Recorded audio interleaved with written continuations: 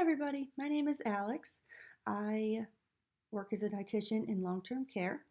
I was always interested in clinical dietetics, but after my internship in Columbus, I really liked my long-term care rotation, and I just felt that my particular skills were really well suited for it. So I went after it. I started working in long-term care right after my internship.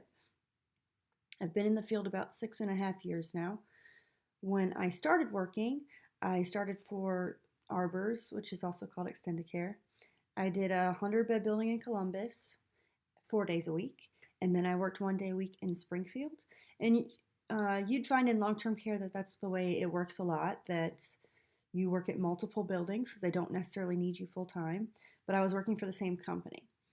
Um, as I got a little faster and more used to it, I'd pick up other buildings and I'd help train people or help cover for maternity leaves or take on different buildings between finding different dietitians and such like that. So through the course of maybe my 4 years there, I worked at between 8 and 10 different buildings, which helped because I got a lot of different experience there, and I was able to pick up some new skills and meet some new people. I really liked that. But after my husband graduated grad school, we had we had babies. I have 2 kids, so I went part time, which I've loved. So I went part time for extended care for a little bit. I just picked one building, and after that, I found something closer to my home. I live outside of Athens now in Albany, and I work at Pleasant Valley Hospital. I do that just one. I have a 100-bed building. I'm able to do it just in 1 day a week, and I also picked up Woodsfield, Ohio. It's a little bit further away, but I have a building there that I do mainly online. So one of the nice things about long-term care is since we went to the electronic record, there's a lot of charting and a lot of things that you can do online and access anywhere. So right now I work them online maybe 4 to 8 hours, just depending on the workload. And then I'll go in once a month to meet new residents, talk to anyone I need to talk to, consult with the staff, check in with everyone. So that's been working out really well for me. Some reasons that I like long-term care, I wrote some stuff down for you guys. Some reasons that I like long-term care is that I still get to be a clinical dietitian. I'm very much a clinical dietitian.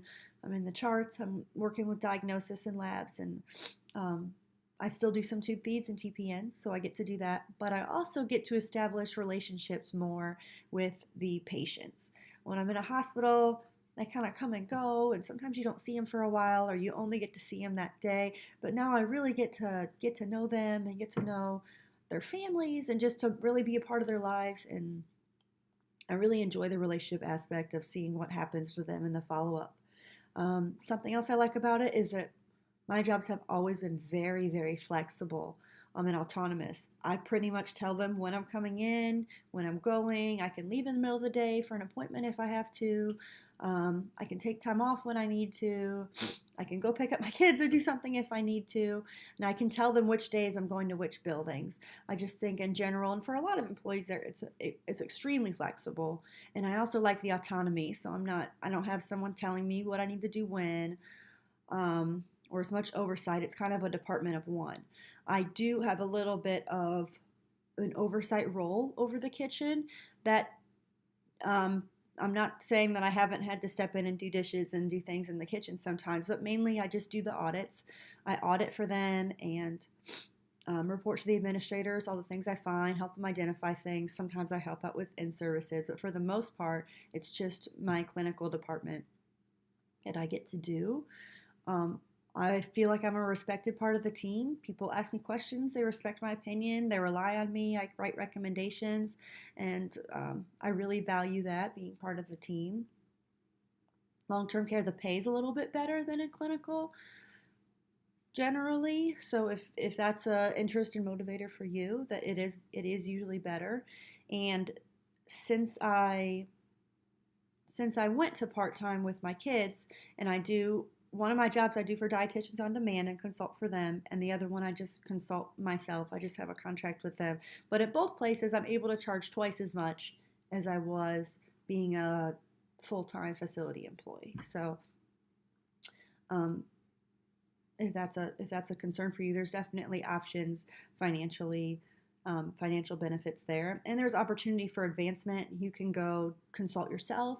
They have corporate positions. So if you end up not wanting to work at a facility level, there's corporate positions you can do.